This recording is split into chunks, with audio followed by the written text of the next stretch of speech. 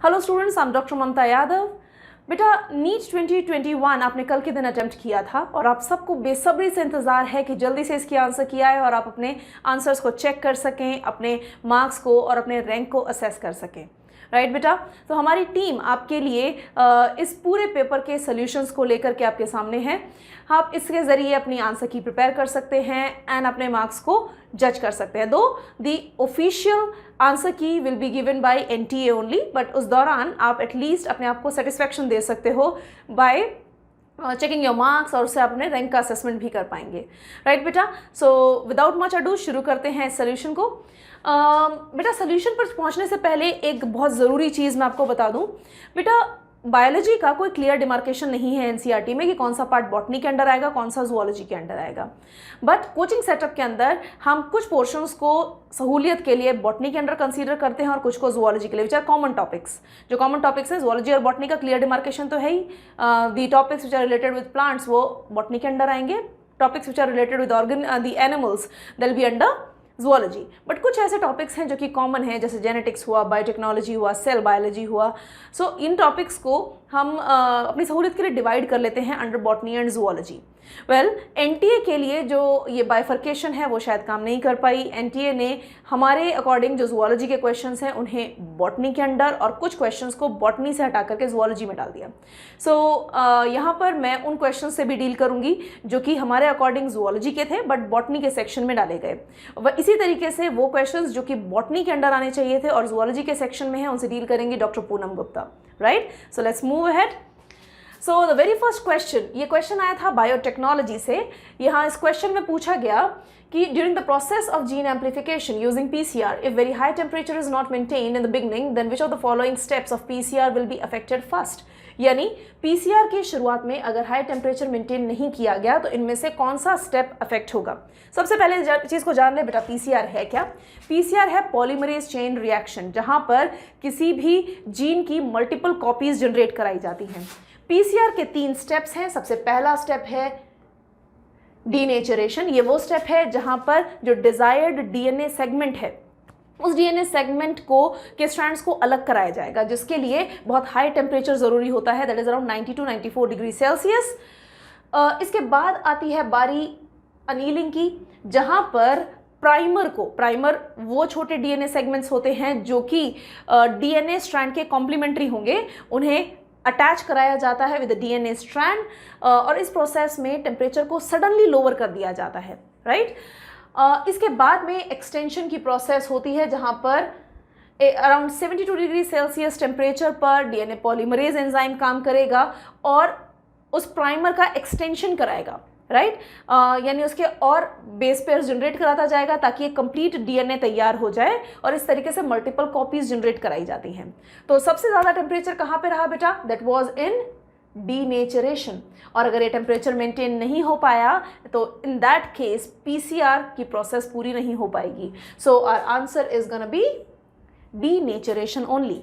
Right, next question पूछा गया, which of the following belongs to family Muscidae. इनमें से कौन फैमिली मस्किडी का मेंबर है? Right, so that is house fly. That's a very simple question from NCERT। That is house fly यानी musca domestica. Next question, which of the following statements wrongly represents the nature of smooth muscles. बेटा smooth muscles को हम visceral muscles यानी जो हमारे विसरा या जो हमारे इंटरनल ऑर्गन्स हैं उनमें पाई जाने वाली मसल्स भी कहते हैं। इन्हें हम नॉन स्ट्राइएटेड यानी बिना स्ट्राइप्स, बिना लाइंस वाली मसल्स भी कह सकते हैं, जिनके अंदर कोई भी लाइंस या कोई स्ट्राइएशन या स्ट्राइप्स नहीं है। इन्हें हम इनवॉलंटरी मसल्स भी कहते हैं। हमें कुछ इनके सारे जो भी कैरेक्टर्स हैं वो ध्यान में रखने हैं हमेशा इसे आंसर करते time, so that we can answer it easily, क्योंकि हमारे कंट्रोल में नहीं है। So these are involuntary muscles. अब आ जाते हैं बेटा ऑप्शंस पर। सबसे पहला ऑप्शन है communication among the cells is performed by intercalated disc. कह रहे कि दो जो सेल्स होंगे स्मूथ मसल्स के, उनके बीच में इंटरकैलेटेड डिस्क के द्वारा कम्युनिकेशन होगा। which is incorrect because intercalated disc is a character of our cardiac muscles. So इन्होंने wrong statement ही पूछा था, हमारा आंसर तो हमें मिल ही चुका है, बट बाकी ऑप्शंस को भी एक बार देख लें. These muscles are present in wall of blood vessels. Well, blood vessels हमारे इंटरनल बॉडी के अंदर जो इंटरनल एनवायरनमेंट है उसी में प्रेजेंट हैं, और डेफिनेटली इनके अंदर पाई जाने वाली मसल्स इनवॉलंटरी नेचर की होंगी, तो स्मूथ मसल्स ही हैं. These muscles have no striations. As I told you, these are non-striated. These are involuntary muscles. I already explained it. So हमारा आंसर है बेटा first one. The next question. ये question है microbe से, और यहाँ पर दो कॉलम्स दिए गए हैं जिन्हें मैच करना था. ऑप्शंस हैं एस्परजिलस नाइगर. बेटा एस्परजिलस नाइगर किस चीज को प्रोड्यूस करेगा? Aspergillus niger is responsible for production of citric acid.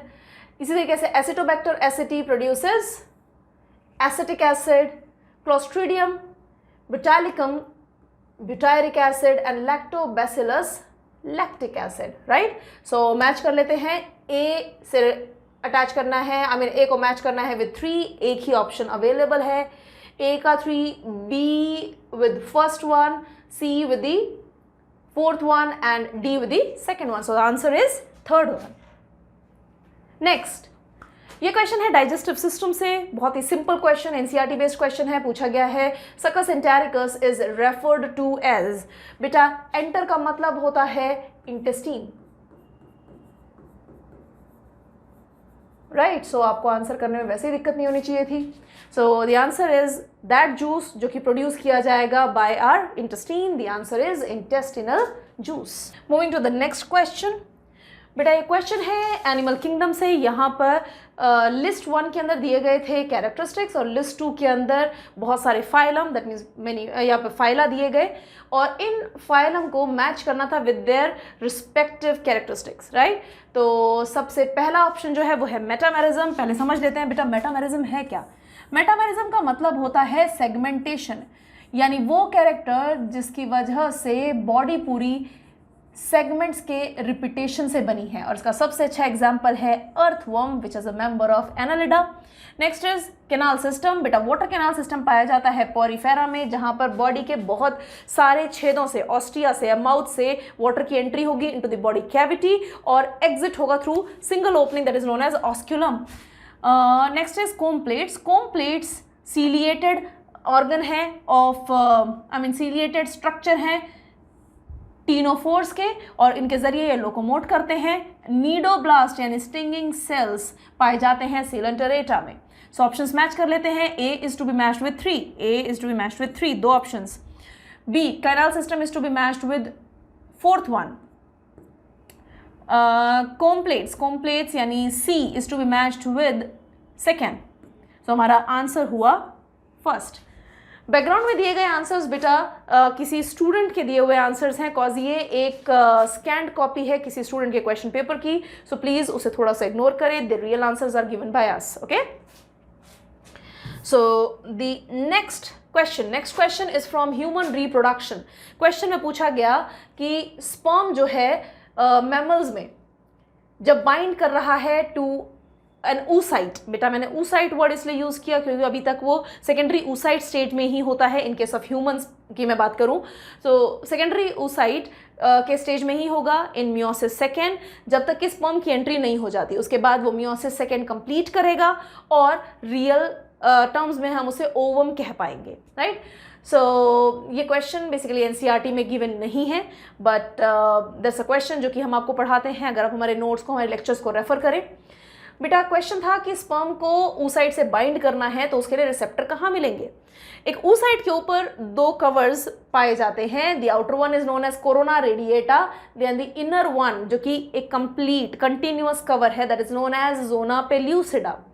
Corona radiata को स्पर्म हेड में पाए जाने वाले हाइड्रोनिडेज एंजाइम के द्वारा हटा दिया जाता है, और उसके बाद में जो स्पर्म है वो रिसेप्टर से बाइंड करेगा which are present on zona pellucida.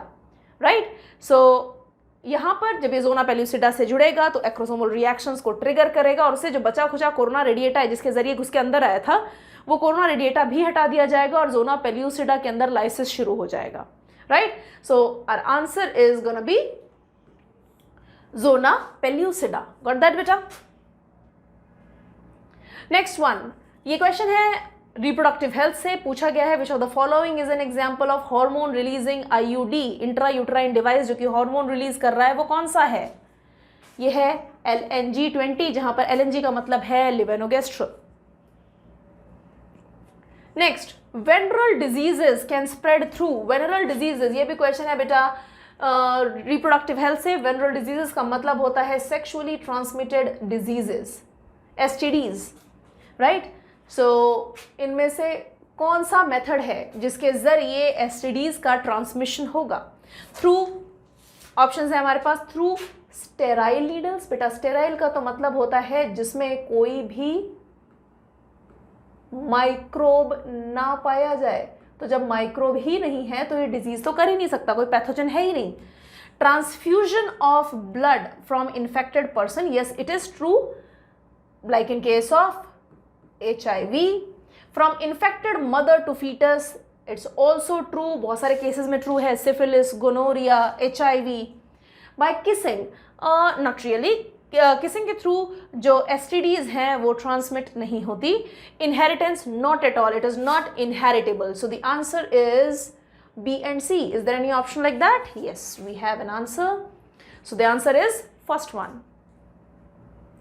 Next question, which of the following organisms bear hollow pneumatic bones? Hollow मतलब खाली, pneumatic मतलब जिसमें न्यूमा हो। न्यूमा का मतलब होता है बेटा एयर। सो न्यूमेटिक बोन्स का मतलब हुआ वो बोन्स जिनमें हवा भरी हुई हो, एयर फिल्ड बोन्स। इस टाइप की बोन्स जो हैं which are hollow pneumatic bones, these are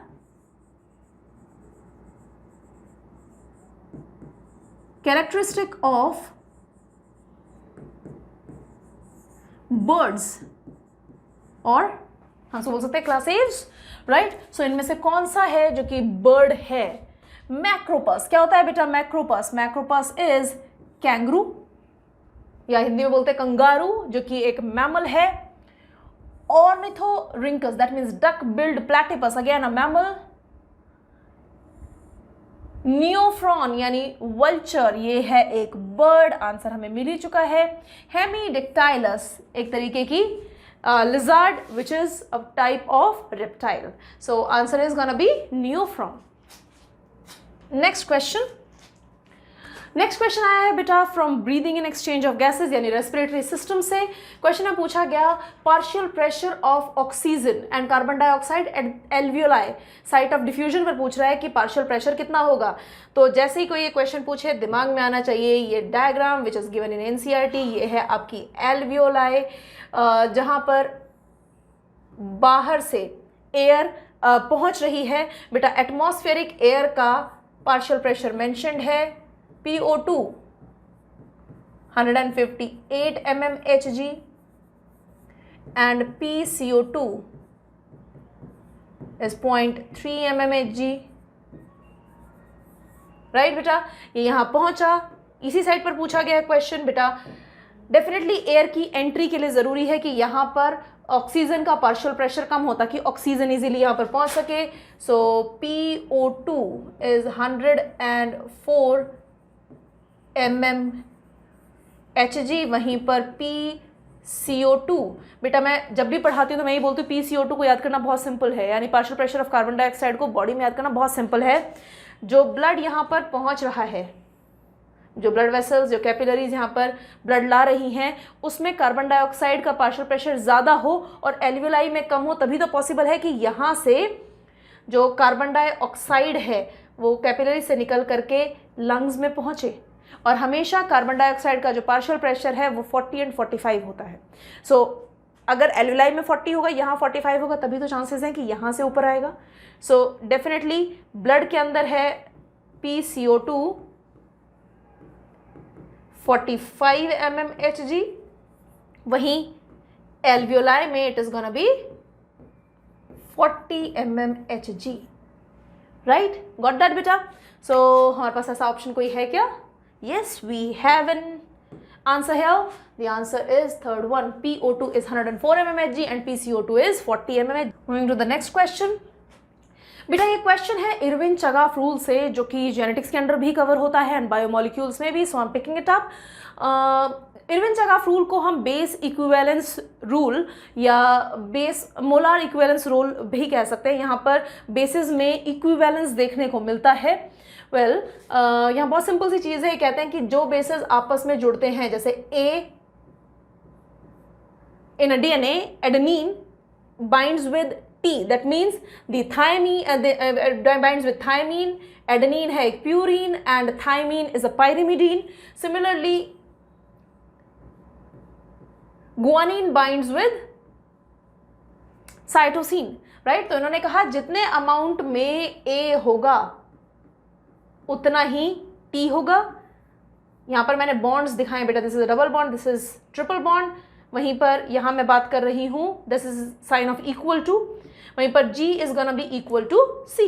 option में पूछा गया था कि अगर एडेनिन 30% ऑफ DNA मॉलिक्यूल को बना रहा है तो thymine and guanine and cytosine की परसेंटेज क्या होगी. वेरी सिंपल क्वेश्चन बेटा. जब एडेनिन 30% है, if A is 30% and as we know A is equal to T, so T भी हो जाएगा 30%. Now A plus T makes 60%, right? So G plus C कितने होंगे? That's gonna be 100 minus 60, that is 40%. तो 40% G plus C दोनों हैं. Now G is equal to C, that is equal to 20% each. ऐसा option कोई है क्या? और T is gonna be 30. कहाँ पर है? T 30 है, G और C दोनों 20-20 हैं. Option is the first one, right. Moving to the next question. ये क्वेश्चन है बेटा एप्लीकेशन ऑफ बायोटेक्नोलॉजी से. क्वेश्चन में पूछा गया है for effective treatment of a disease early diagnosis and understanding its pathophysiology is very important. किसी भी बीमारी को शुरुआत में ही डायग्नोज कर लेना अच्छा है. उसकी पैथोफिजियोलॉजी समझना बहुत ज़रूरी है ताकि उसे शुरुआत में ही रोका जा सके, क्योंकि जब कोई बीमारी एडवांस स्टेज में पहुंच जाती है तो उसका क्योर डिफिकल्ट होता चला जाता है. So which of the following molecular diagnostic techniques is very useful for early detection. इनमें से कौन सी ऐसी टेक्निक है जो कि अर्ली डिटेक्शन में मदद करेगी? अगर हम एनसीईआरटी को रेफर करें, क्योंकि एनटीए वही आंसर्स को रेफर करेगा जो कि उन्हें सही मानेगा जो कि एनसीईआरटी में गिवन है. एनसीईआरटी 3 टेक्निक्स को वहां पर बताती है. One is DNA recombinant technology, PCR and ELISA. यहाँ पर ऑप्शंस में हमें एलाइसा मिल रहा है. सो the answer is gonna B ELISA. दो Western blot also, Southern blot also helps in it, but ELISA is going to be the right answer because it is as per NCERT's chapter. जो NCERT में statement है उसके according यही answer है. ELISA is enzyme linked immunosorbent assay. Now moving to the next question. यहाँ question पूछा गया है एनिमल किंगडम से. 5 स्टेटमेंट्स दिए गए हैं और पूछा गया कौन सा करेक्ट स्टेटमेंट है. The very first statement is metagenesis is observed in helminths. बेटा मेटाजेनेसिस प्रोसेस है जिसे जहां पर ऑल्टरनेशन होता है जनरेशन का, यानी एक बार सेक्सुअल तो दूसरी बार एसेक्सुअल फॉर्म जनरेट होती है. And it is a characteristic of cnidarians, right. Cnidarians बोल लो, निडेरिया बोल लो, but it's not a characteristic of helminths, यानी वर्म्स का एक कैरेक्टर नहीं है. सो ये एक इनकरेक्ट स्टेटमेंट है. Next is echinoderms are triploblastic and coelomate animals. Yes, definitely they are triploblastic. तीनों germ layers present होंगी. सबसे highest level पर रखा गया non-chordate phylum है ये. और coelomate है, definitely these are eucoelomate. In fact, enterocoelomate just like chordates. So ये correct statement है. Roundworms या aschelminths have organ system level of organization. बिल्कुल इनमें organ system पाया जाता है. Comb plates present in ctenophores help in digestion. No, they help in locomotion. Next is water vascular system. Beta water vascular system या ambulacral system is a characteristic of echinoderms. Yes, definitely. So ऐसा कोई option है जिसमें B, C and E correct हो? B, C, E. Yes, there is an option, that is second one. Right, moving to the next question. अगला question आया है reproductive health से। यहाँ पर लिस्ट ए के अंदर दिए गए हैं contraceptive devices and contraceptive methods, और दूसरी तरफ उनका प्रिंसिपल या उनके प्रोसेस को मेंशन किया गया है जिन्हें आपको मैच कराना है। सो द ऑप्शंस आर, सबसे पहला ऑप्शन दिया गया है वॉल्ट, जो कि एक बैरियर कॉन्ट्रासेप्टिव है। ये क्या करेगा बेटा, ये एंट्री को ही ब्लॉक कर देगा स्पर्म्स की।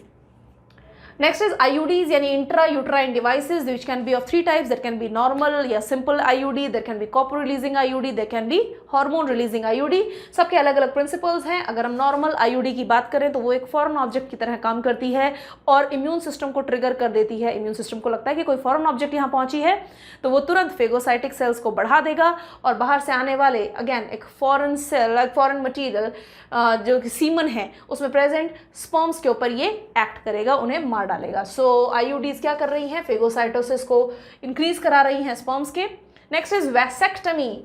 वैसेक्टमी का मतलब होता है वास डेफरेंस को काट देना या उसे हटा देना। And last one is tubectomy यानी removal of fallopian tube. Got that बेटा? सो अगर हम इसे मैच करें तो A is matched with first one, B is matched with third one, C is matched with second one. So yes, fourth is the correct answer. Next question, अगला question आया है from blood, जो कि part है body fluids and circulation का। यहाँ पर question पूछा गया है, एक पर्सन जिसका ब्लड ग्रुप है AB, वो एक यूनिवर्सल रिसिपिएंट है, यानी हर ब्लड ग्रुप के ब्लड को रिसीव कर सकता है। बेटा लैंडस्टीनर जो कि ब्लड ग्रुपिंग के फादर हैं, उन्होंने एक रूल दिया था जिसे हम लैंडस्टीनर रूल कहते हैं, लैंडस्टीनर लॉ कहते हैं। ये लॉ कहता है कि जो भी आपका ब्लड ग्रुप होगा तो उसकी पहचान कैसे होगी। जैसे मान लो मेरा ब्लड ग्रुप है A, सो उसकी पहचान कैसे होगी, मेरी बॉडी में जितनी भी RBCs हैं उनके सरफेस के ऊपर लेबल किया गया है A एंटीजन से। तो मेरी सारी RBCs की लेबलिंग A एंटीजन से हुई है।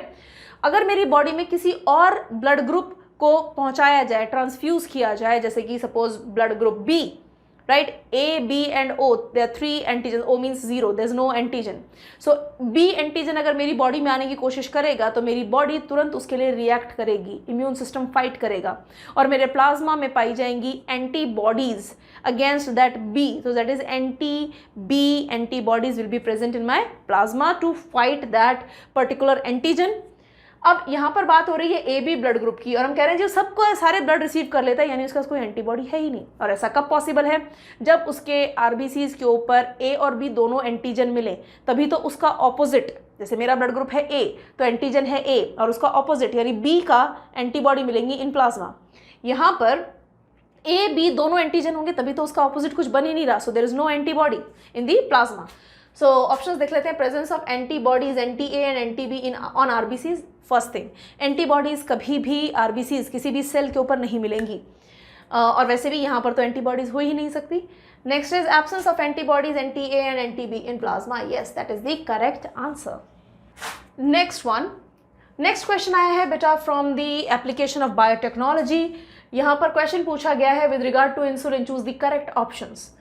A, C peptide is not present in mature insulin. C peptide बेटा प्रो इंसुलिन या ट्रू इंसुलिन या एक्टिव इंसुलिन के प्रीकर्सर में पाया जाता है, इनएक्टिव इंसुलिन में पाया जाता है। So C peptide is a part of pro insulin not of mature insulin. ये बिल्कुल सही स्टेटमेंट है। The insulin produced by recombinant DNA technology has C peptide, not at all. Recombinant DNA technology में उस मैसेंजर RNA का यूज़ किया जाएगा जो कि A peptide and B peptide को बनाने में मदद करे और उन्हें मिक्स करा करके सीधा अटैच कराया जाएगा। There is no use of C peptide, so it is not found there. Pro insulin has C peptide, yes. A peptide and B peptide of insulin are interconnected by disulphide bridges. बिल्कुल सही बात है ये भी। If you refer to NCERT, वहाँ पर एक clear diagram भी दिया गया है इसके regarding. So the correct answer is A, C and D. Yes, do we have such option A, C and D? Yes. So B is incorrect and A, C, D are correct. So the answer is first one. Next one. Next question है बेटा एक autoimmune disorder के बारे में। ये एक mix सा question है, आप इसे ह्यूमन हेल्थ से मान सकते हो या ये क्वेश्चन है हमारे नर्वस सिस्टम से यानी न्यूरल कंट्रोल से, न्यूरल कंट्रोल एंड कोऑर्डिनेशन से। क्वेश्चन है क्रॉनिक ऑटो इम्यून डिसऑर्डर कैसा होना चाहिए, ऑटो इम्यून डिसऑर्डर होना चाहिए। यहाँ पर हमारा इम्यूनिटी हमारे ही सेल्स के, हमारी बॉडी, हमारे कुछ कंपोनेंट्स के अगेंस्ट काम करे। अफेक्ट्स न्यूरोमस्कुलर जंक्शन, नर्व और मसल के जंक्शन पर अटैक कर रहा है हमारा ही इम्यून सिस्टम, जिसकी वजह से फटीग, थकावट हो रही है, वीकनिंग हो रही है और पैरालिसिस हो रहा है स्केलेटल मसल्स का। इसे आप क्या बोलेंगे, इसे कहा जाता है मायस्थीनिया ग्रेविस। इस कंडीशन में एसिटाइल कोलिन रिसेप्टर्स के लिए एंटीबॉडीज बन जाती हैं, एसिटाइल कोलिन के रिसेप्टर नहीं काम करेंगे, तो इन दैट केस नर्व से रिलीज होने वाला या जो नर्व एंडिंग्स है उनसे रिलीज होने वाला जो न्यूरोट्रांसमीटर है एसिटाइल कोलिन, उसे मसल रिसीव ही नहीं कर पाएगी और मसल काम ही नहीं करेगी, राइट। बाकी ऑप्शंस भी देख लेते हैं। गाउट का मतलब होता है गठिया, जो कि जनरली जोड़ों को इफेक्ट करने वाली डिजीज है।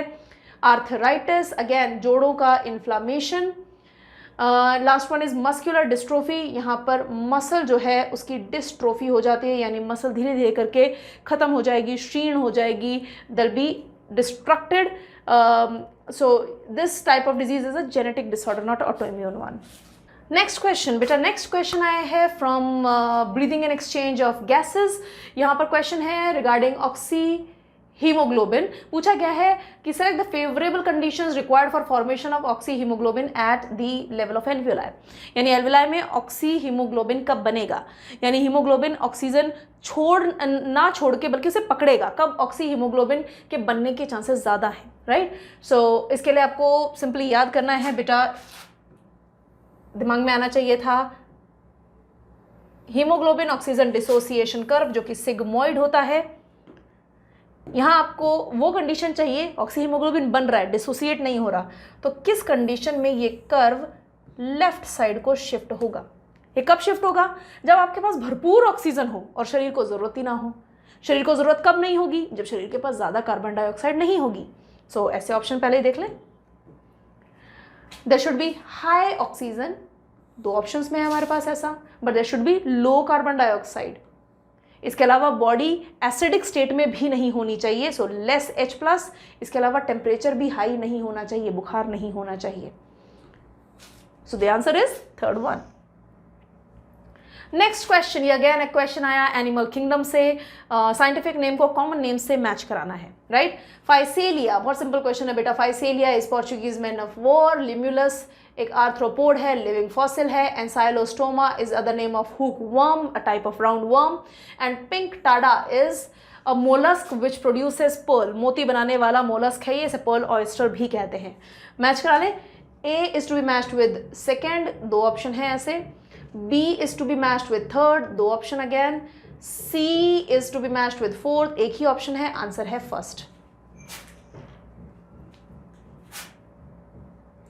Next question, which enzyme is responsible for conversion of inactive fibrinogens to fibrin। बेटा fibrinogen ये क्वेश्चन है from coagulation of blood which is a part of circulation या बॉडी फ्लूइड्स एंड सर्कुलेशन या circulatory system कह सकते हो। बेटा fibrinogen जो कि एक सॉल्यूबल फॉर्म है, इस क्लॉटिंग फैक्टर को एक एक्टिव इनसॉल्यूबल स्टेट के अंदर कन्वर्ट करने में मदद करता है थ्रोम्बिन। बाकी भी ऑप्शंस को एक बार मैं बता दूं। थ्रोम्बोकाइनेज ये वो है बेटा, ये एक वो क्लॉटिंग फैक्टर है या एक वो एंजाइम है जो कि प्रोथ्रोम्बिन को थ्रोम्बिन में कन्वर्ट करेगा और थ्रोम्बिन फिब्रिनोजन को फिब्रिन में। Got that. वहीं पर epinephrine is a hormone release from our adrenal medulla. And renin, जो रेनिन है ये रिलीज होता है फ्रॉम JGA और ये हेल्प करता है इन रास mechanism. I hope it is clear. Next one, erythropoietin hormone. Erythropoietin नाम से पता चल रहा है, जो कि इरिथ्रोपोएसिस कराए यानी RBC फॉर्मेशन में मदद करे। ये वो हार्मोन है जो कि हेल्प करता है इन RBC प्रोडक्शन। तो इनमें से इरिथ्रोपोएटिन कौन रिलीज कराएगा जिससे कि RBC फॉर्म हो सके? That is juxta glomerular cells of kidney, JGA, juxta glomerular apparatus का पार्ट होती हैं ये, और ये रिलीज कराती हैं इरिथ्रोपोइटिन हार्मोन को, और ये इरिथ्रोपोइटिन काम करेगा on our red bone marrow, जहां से आरबीसी प्रोडक्शन होगा। Got that? Next, sphincter of Oddi is present at, बहुत simple NCERT question, direct statement है बेटा, स्फिंक्टर ऑफ ओडाई प्रेजेंट होता है at the junction of hepatopancreatic duct and duodenum, right, जहां पर आपके लिवर और पेनक्रियास का डक्ट जहां ड्यूडेनम में खुल रहा है वहां पर स्फिंक्टर ऑफ ओडाई प्रेजेंट होगा, right? So it's the sphincter of ampulla of waiter. Got that?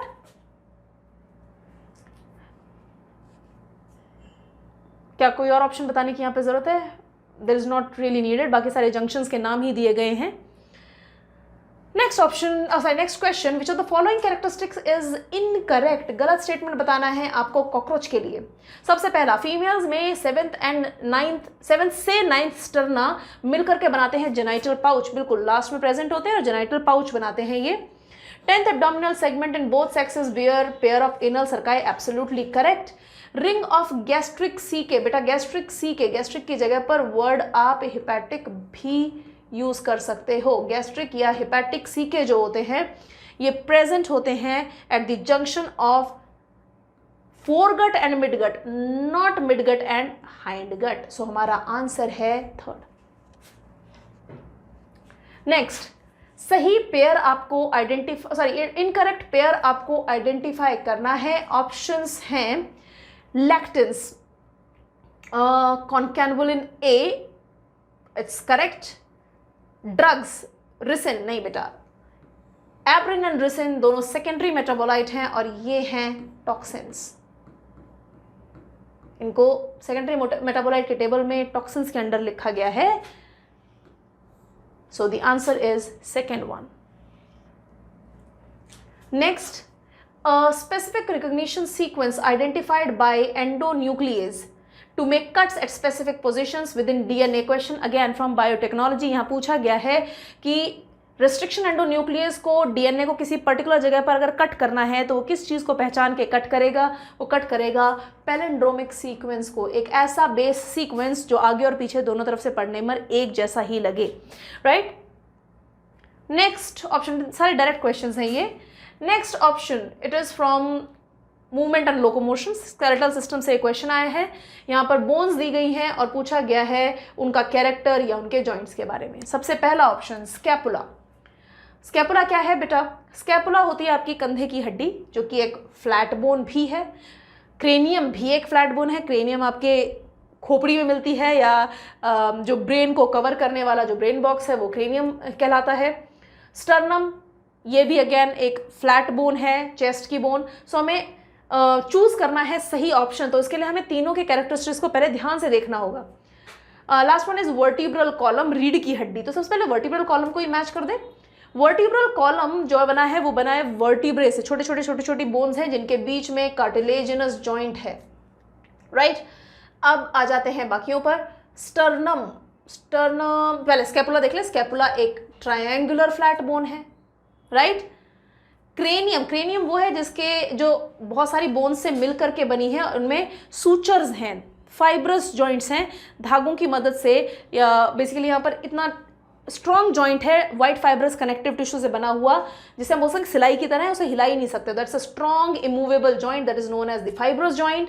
And last one is sternum एक फ्लैट बोन है, right? So scapula that means first one is to be matched with fourth, A is to be matched with fourth, दो हैं option ऐसे। B cranium में है fibrous joint, दो options हैं, second and, so यहां पर आंसर होगा second, right? I hope it is clear. Next question, ये एक असर्शन रीजनिंग क्वेश्चन आया है फ्रॉम रेस्पिरेटरी सिस्टम या breathing and exchange of gases. Assertion में दिया गया है a person goes to high altitude and experiences altitude sickness with symptoms like breathing difficulty and heart palpitation। उसे लग रहा है कि उसकी दिल की धड़कनें बढ़ गई हैं, घबराहट हो रही है, या ऐसा लग रहा है कि दिल गले में आ गया है, सांस लेने में तकलीफ है जब वो पर्सन हाई ऑल्टीट्यूड पर, बहुत ऊंचाई पर जाता है। तो रीजन है due to low atmospheric pressure at high altitude the body does not get sufficient oxygen. High altitude के ऊपर क्योंकि एटमॉस्फेरिक प्रेशर कम होता जा रहा है तो उसकी वजह से ऑक्सीजन का भी पार्शियल प्रेशर कम होगा, तो उसकी वजह से बॉडी को सफिशिएंट अमाउंट में ऑक्सीजन नहीं मिल पा रही। सो हमें करेक्ट ऑप्शन ढूंढना है इसमें से।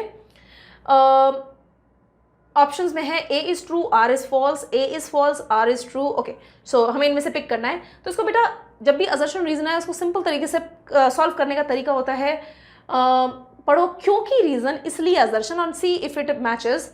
क्योंकि हाई ऑल्टीट्यूड के ऊपर एटमॉस्फेरिक प्रेशर कम हो जाता है इसलिए ऑक्सीजन की सप्लाई कम हो जाती है और इसी वजह से पर्सन जो कि हाई ऑल्टीट्यूड पर होगा उसे ऑल्टीट्यूड सिकनेस होगी, सांस लेने में तकलीफ होगी। Definitely reason is absolutely correct, assertion is also correct and reason is the correct reason of assertion. Answer is gonna be third one. Next question, ये kind of out of syllabus है आपके लिए क्योंकि earthworm was not included in the syllabus of NTA, but NTA can give a reason कि ये question हमने animal kingdom से दिया है because that's a very simple question from earthworm, right. एक बार पढ़ लेते हैं बेटा। इसको पूछा गया है कि अर्थवर्म के प्रोस्टोमियम के बारे में कौन सा स्टेटमेंट सही है। बेटा प्रोस्टोमियम होता क्या है, अर्थवर्म के पहले सेगमेंट के ऊपर एक हुड लाइक कवर है जो कि उसके माउथ को कवर कर रहा है। पहले सेगमेंट यानी पेरिस्टोमियम में माउथ प्रेजेंट होता है तो उसके ऊपर एक कवर, एक हुड है जिसे प्रोस्टोमियम कहा जाता है। तो पूछा है इसके बारे में कौन सा स्टेटमेंट सही है। ये कवर करता है माउथ को, बिल्कुल करता है जी। It helps to open cracks in soil, mouth को कोई इंजरी ना हो जाए इसीलिए ये हुड बनाया गया ताकि जब वो गड्ढा करे अर्थ में तो उसके लिए ईजी रहे, तो सॉइल में ये आसानी से इसकी मदद से गड्ढा कर पाता है। It is one of the sensory structures, yes it can sense. ये फर्स्ट बॉडी सेगमेंट है, नो, राइट। सो आंसर होना चाहिए A B and C. Is there any such option? A B and C are correct, yes, got that. Next one, ये question है from structural organisation in animals. यहाँ पर question पूछा गया है कि कौन से ऐसे सेल जंक्शंस हैं विच हेल्प टू, ये स्टॉप लिखा है बेटा, which helps to stop leakage. Leakage को कौन स्टॉप करेगा बेटा? लीकेज को स्टॉप करने वाले जो सेल जंक्शंस होते हैं बिटवीन सेल्स उन्हें कहा जाता है टाइट जंक्शंस। टाइट जंक्शंस का ऑप्शन सिर्फ एक ही है, हमारा क्वेश्चन तो यही सॉल्व हो गया, पर फिर भी आगे पढ़ लेते हैं। And facilitates communication with the neighboring cells via rapid transfer of ions। दो सेल्स के बीच में रैपिड ट्रांसफर कराएगा आयंस एंड मॉलिक्यूल्स का, वो है कम्युनिकेटिंग जंक्शन जिसका नाम है gap junction. So answer is fourth one. Next question, ये क्वेश्चन आया है फ्रॉम ह्यूमन रिप्रोडक्शन। यहाँ पर पार्चुरेशन के बारे में एक क्वेश्चन है और ये क्वेश्चन रिपीटेशन है फ्रॉम नीट 2015। यहाँ पे पूछा गया है कि पार्चुरेशन यानी डिलीवरी की जो प्रोसेस है, जो न्यूरो एंडोक्राइन रिफ्लेक्स है उसे शुरू कराने में कौन इंपॉर्टेंट रोल नहीं प्ले करता। ऑप्शन है रिलीज ऑफ ऑक्सीटोसिन, बिल्कुल करता है। Release of prolactin, not at all, prolactin केवल मिल्क प्रोड्यूस करने में मदद करता है। Increase in oestrogen progesterone ratio, बेटा जब तक प्रोजेस्टेरॉन ज़्यादा होगा प्रेगनेंसी मेंटेन रहेगी।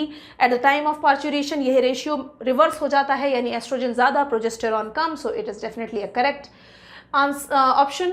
Synthesis of prostaglandins, absolutely correct. Prostaglandins are derived lipids और ये एक लोकल हार्मोन है, ये काम करता है यूट्रस की मसल्स के ऊपर, वहाँ पे कॉन्ट्रैक्शन कराएगा और ये पार्चुरेशन भी कराएगा। और साथ ही साथ जिन फीमेल्स में मेंस्ट्रुएशन के टाइम पर पेन या डिसमेनोरिया देखा जाता है, that also is due to prostaglandins.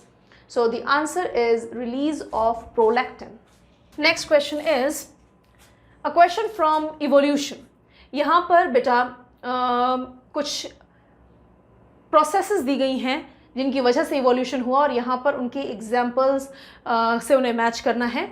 Options जो पहले हम प्रोसेसेस पे आ जाते हैं, adaptive radiation, convergent evolution, divergent evolution and evolution bye anthropogenic action.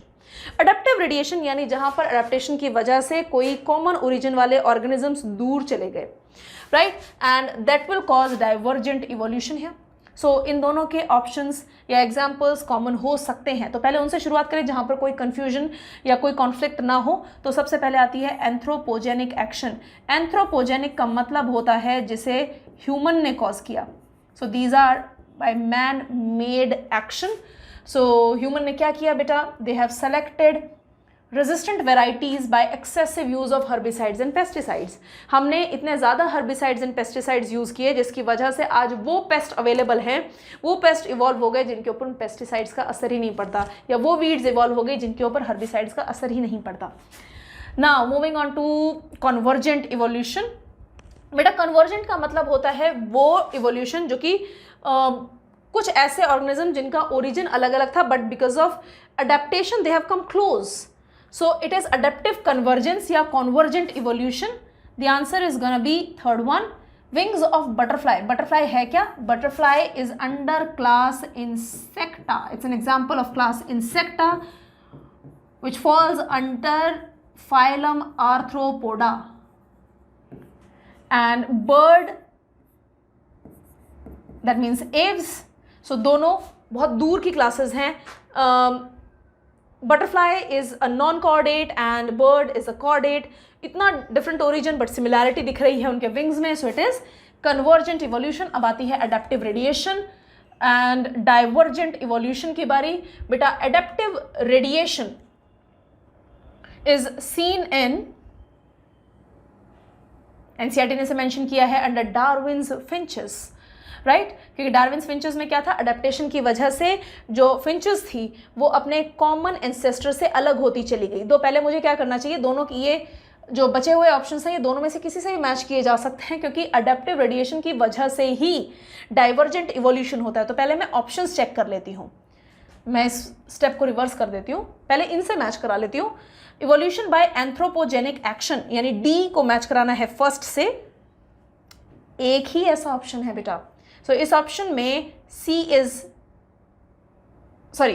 3, वो तो दिख ही रहा है। एंड एज आई टोल्ड कि बाकियों को किसे मैच करा सकते हो, so C that means divergent evolution is being matched with second. As I told NCERT को उन्होंने वर्ड बाय वर्ड फॉलो किया है। Bones of 4 limbs in man and whale, दोनों मैमल्स हैं पर मैन में 4 लिम्स जो यूज़ करते हैं हम for expressing, for writing, for eating, for picking up things, वहीं पर वेल उसे यूज़ करती है सो एज टू स्विम, तैरने के लिए यूज़ करेगी। और अडेप्टिव रेडिएशन का एग्जाम्पल एनसीईआरटी ने दिया है डार्विन्स फिंचेस, यानी वो बर्ड्स जो कि अपने कॉमन एंसेस्टर से अलग हो गई because of certain adaptation. So answer is gonna be third one. इस बात को हमेशा याद रखोगे बेटा, मैं जो बात बोल रही हूँ, adaptive radiation is the reason of divergent evolution. I hope it is clear. Next question पूछा गया है बेटा एडिनोसिन डीअमीनेज डेफिशिएंसी यानी एडीए की डेफिशिएंसी से क्या होगा। एडीए की डेफिशिएंसी से होता है SCID, severe combined immuno deficiency disorder, क्योंकि ये जो एंजाइम है ये रिस्पॉन्सिबल होता है एक पर्टिकुलर कंपोनेंट को बॉडी से हटाने के लिए ताकि बॉडी में प्रेजेंट जो इम्यूनिटी कॉजिंग सेल्स हैं वो डिस्ट्रक्ट ना हो जाए। तो इनकी कमी की वजह से severe combined immuno deficiency disorder होता है, यानी यहाँ पर इम्यून सिस्टम डिसफंक्शनल हो जाएगा, राइट। वहीं पर Addison's disease, it's a disease related with our adrenal gland, adrenal cortex जो है उससे निकलने वाले हार्मोन्स की इनसफिशिएंसी हो जाती है, हाइपोसिक्रीशन होता है, उसे हम एडिसन्स डिजीज कहते हैं। वहीं पर Parkinson's disease is a neural disease जहां पर एक ब्रेन के एक पर्टिकुलर पार्ट में बेसिकली जो सब्सटेंशिया नाइग्रा है that you do not have in your NCERT, so उस पार्ट के से रिलीज होने वाला न्यूरोट्रांसमीटर डोपामीन कम हो जाएगा जिसकी वजह से बॉडी में शेकीनेस आ जाती है, जो मूवमेंट्स हैं वो छोटे होते चले जाते हैं, so that is known as Parkinson's disease. So answer is third one. Next question, a question from human health and diseases, वहाँ पर दिए गए हैं कॉजेटिव एजेंट्स और यहाँ पर डिजीज का नाम, वहाँ पर डिजीज एंड यहाँ पर कॉजेटिव एजेंट। ऑप्शंस है filariasis, filariasis is caused by filarial worm या Wuchereria bancrofti. Amoebiasis is caused by Entamoeba histolytica. Pneumonia is caused by Haemophilus influenzae and ringworm by a type of fungus that is known as Trichophyton which acts on skin. So मिला लेते हैं इसे, ए with third, क्या एक ही option है ऐसा, ए with third, yes that's the answer. Next question है animal husbandry से। यहां पर क्वेश्चन पूछा गया है कि कौन सा स्टेप नहीं है multiple ovulation embryo transfer technology यानी मोएट का। बेटा मोएट वो टेक्नोलॉजी है जो कि सबसे पहले गाय पर इस्तेमाल की गई थी ताकि हम डिजायर्ड प्रोजेनी जनरेट करा सकें और वो भी झुंड में। तो उसके लिए डिजायर्ड फीमेल में इंड्यूस कराया जाता है मल्टीपल ओव्यूलेशन को, और आफ्टर फर्टिलाइजेशन एक पर्टिकुलर स्टेज पर उनके एम्ब्रियो को निकाल करके एक सरोगेट मदर में ट्रांसफर करा दिया जाता है ताकि जो बायोलॉजिकल मदर है वो दोबारा से एग प्रोड्यूस करने के लिए तैयार हो जाए और बहुत सारी प्रोजेनी भी तैयार हो सके।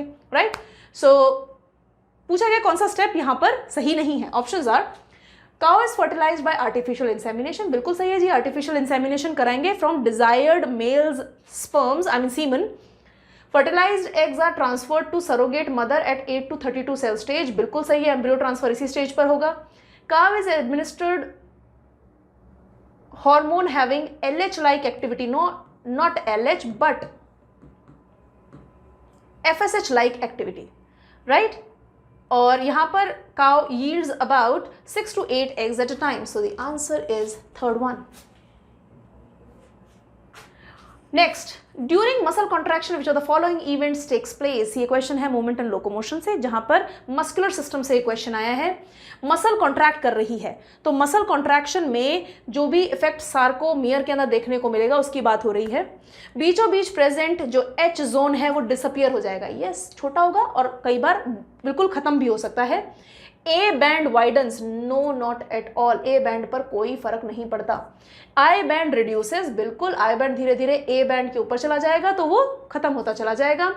मायोसिन हाइड्रोलाइज करता है एटीपी को और रिलीज करता है एडीपी एंड इनऑर्गेनिक फॉस्फेट, बिल्कुल वो एटीपीएज एंजाइम की तरह काम करेगा मायोसिन का sir. Z lines attach to actins are pulled inwards, yes Z lines पास आएंगी जिससे कि सार्कोमियर की लंबाई कम होती चली जाएगी। करेक्ट आंसर बताना है, करेक्ट स्टेटमेंट्स चूज करने हैं। करेक्ट स्टेटमेंट्स हैं A, C, D and E. Is there any option? A, C, D and E. Third option is correct. Next question. पूछा गया है विद रेफरेंस टू लिपिड्स कौन सा स्टेटमेंट सही है। Lipids having only single bond है जिनके पास, उन्हें हम अनसैचुरेटेड फैटी एसिड बोलते हैं। No, these are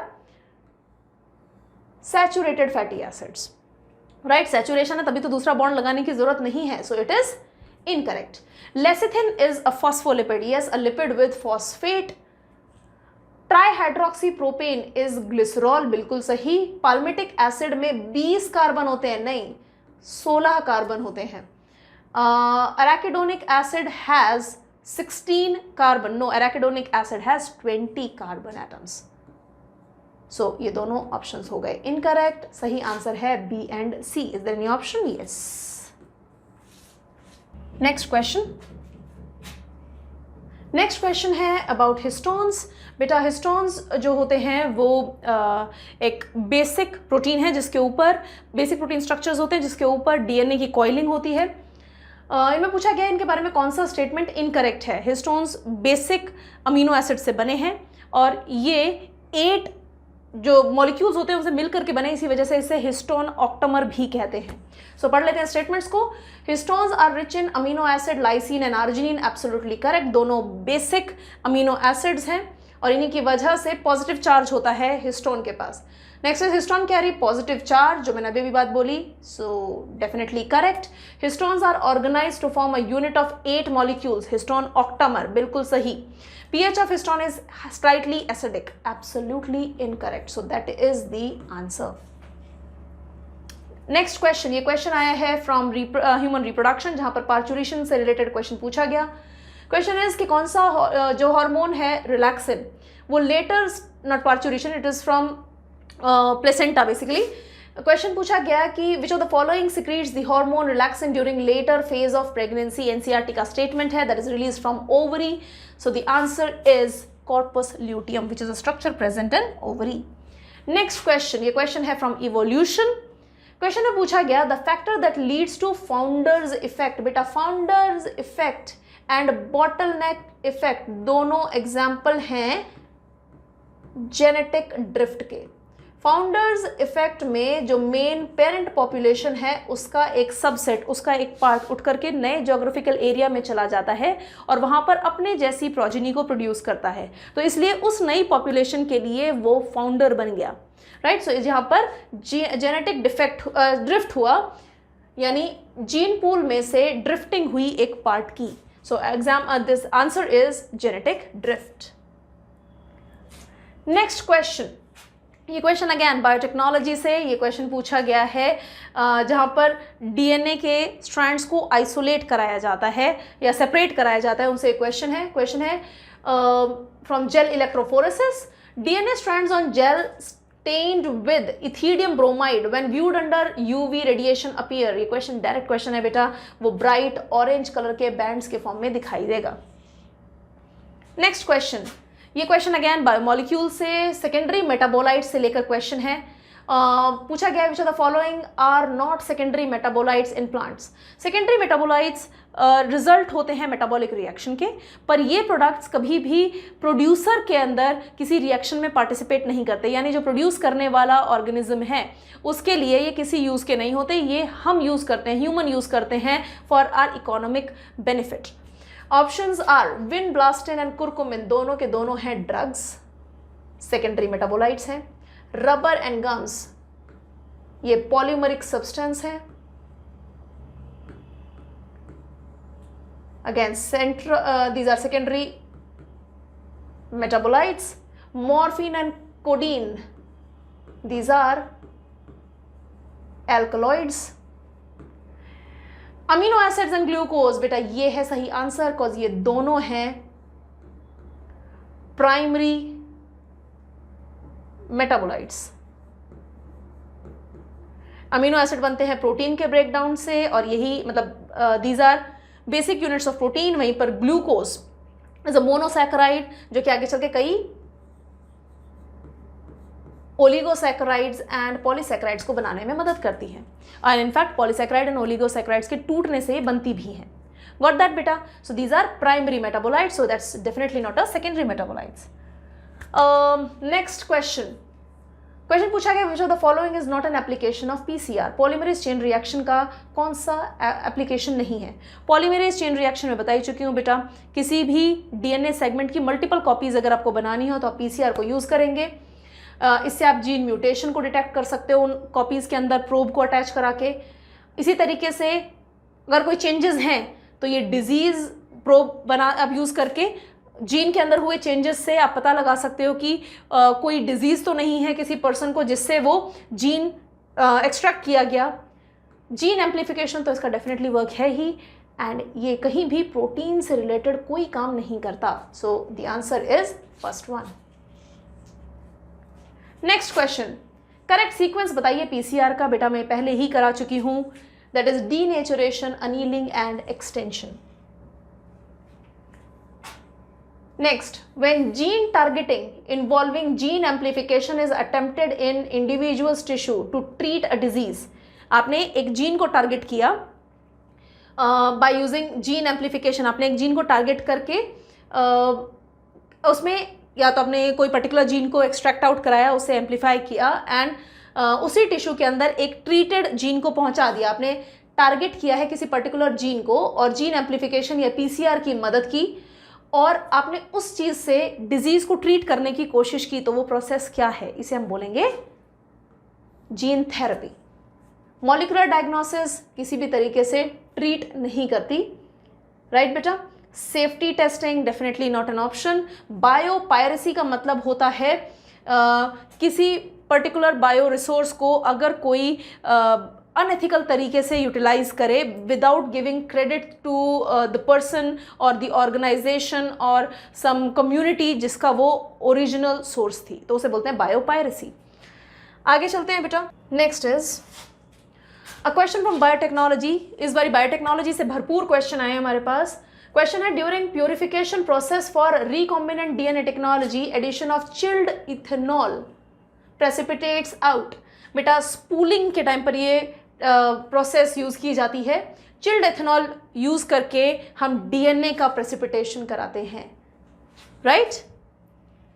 direct question from NCERT. Next question, Yeah, this question is